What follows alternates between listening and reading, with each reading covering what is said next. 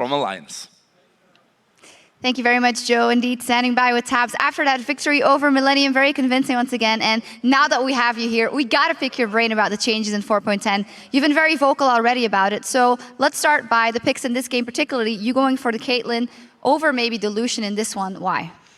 Yeah, because the BT change made BT a lot worse item to rush, and the characters who relied on it, like Lucian was really good with it, so his priority went down.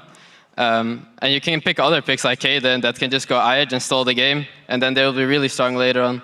It definitely turned out that way. You had a third item, Mercurial Scimitar, picked up. I know there's been a lot of talk about the strength of the movement speed buff that it gives once you cleanse abilities off. Talk to me about why you entered in this game, and also, what are some of the other items we should be looking out for on the AD carries you're currently playing? Oh yeah, so the Mercurial Scimitar pickup was mainly because they had a Leona and a very heavy magic damage team, so they had LeBlanc, Eve, and Leona. So it was very assassin-based. I wanted to survive it, so building a Mercurial Scimitar in 4.10, it doesn't really decrease your damage at all because it gives 80 AD now. So you can easily get it as third item, not lose much damage, and gain a ton of survivability. And about new items to look out for, like Reckless already played the Ruined King into Ghostblade build. It's very strong. Getting IH third, Last Whisper fourth, gives you very high damage output and scaling throughout the game. I want to quickly ask about the support itemization. We're seeing different routes. Nif obviously still going for the Crucible in this game, once again, obviously because of the heavy CC. We're seeing some of the other supports going for the likes of Aegis of the Legion. How much has the support itemization changed in 4.10 as well?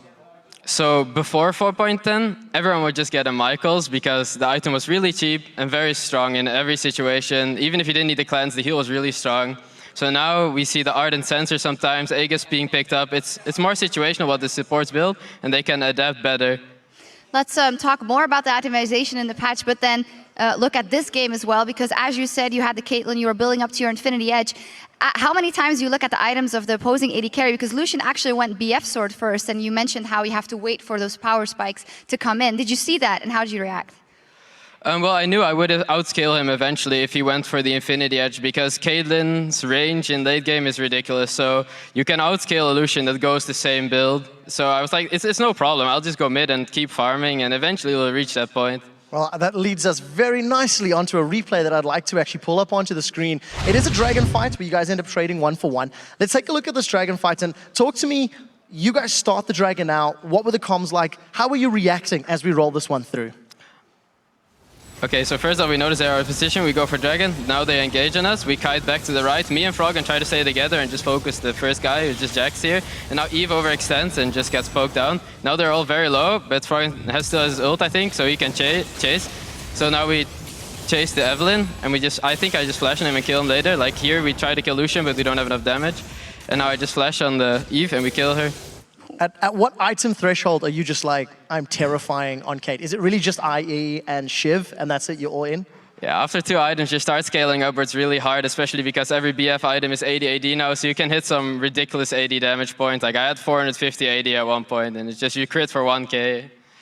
Talk me through one other pick maybe that you guys came out with as you guys were up against the LeBlanc one more time, and people said, well, now the silence is removed. It might not be so good versus Twisted Fate, but Froggen seemed very confident, obviously, but still, Curb coming up very strong.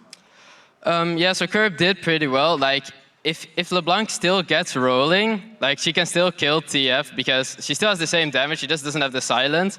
So if TF is slightly ahead or even, he can counterplay by picking cards while she's trying to jump him. It definitely worked out that way. I do feel like we're throwing a whole lot of questions at you. Thank you for dealing with them. One final question is, if we step back, Alliance is now 11-2 on the split. You guys are absolutely playing out of your minds. How do you keep this level up, considering there's a Super Week next week and Worlds and playoffs around the corner? Yeah, we just have to keep practicing really hard and try to come up with new strategies, new picks, adapt to the new patch all the time. So we're doing a lot of thinking and just trying to figure out what our next step should be. All right, well, it's always fun to pick your brain tabs, and we also pick the brain of the people at home, and at the start of the show, we asked you to pull out your tweets and let us know which European LCS player has had the biggest impact so far on this split and why. And here's what you had to say. The first one is from @Heckmeister. Easily, it is Tabs. He's never been a flashy AD carry who impresses up front, but at no moment does he ever disappoint. Must be fun to hear. Care to respond? Yeah, actually, I think playing aggressive as AD carry is very good in especially in Season 4, you can just flash forward and get kills without putting yourself in a bad position. So I try to play as aggressive as I can. Oh, we like to see that. The second one is from @YoungJinxie. It has to be Cotnex. He's breathed life back into Millenium and stepped up to fill Arenea's shoes well. And I gotta say, even when Millenium doesn't win, his presence is always there. I completely agree, and I would dare say not only has he filled Arenea's shoes, he's exceeded them. We talked about the win-loss ratio. Before Cotnex joined, it was 9 wins, 17 losses. Now it's 9 wins, 10 losses. So you're closer to that 50-50 for Millenium. The last one is at @AndersTV. Yellow Star, despite Fnatic's recent inconsistency, Bora remains a bastion of stability for his team. Tabs, you've played against him a lot. Solid support. Yeah, he's really good. He landed a whole lot of death sentences today. Absolutely great game from him. Well, thank you very much for those answers, and we'll see how those players perform in the rest of the summer split. Remember to follow us @LOL Esports and use the hashtag LCS to join in on the conversation. Well, thank you very much, Tabs. As for us, we've got to recall back to base for a quick break, but we'll be right back as the super hot crew faces off against Gambit Gaming on the field of justice.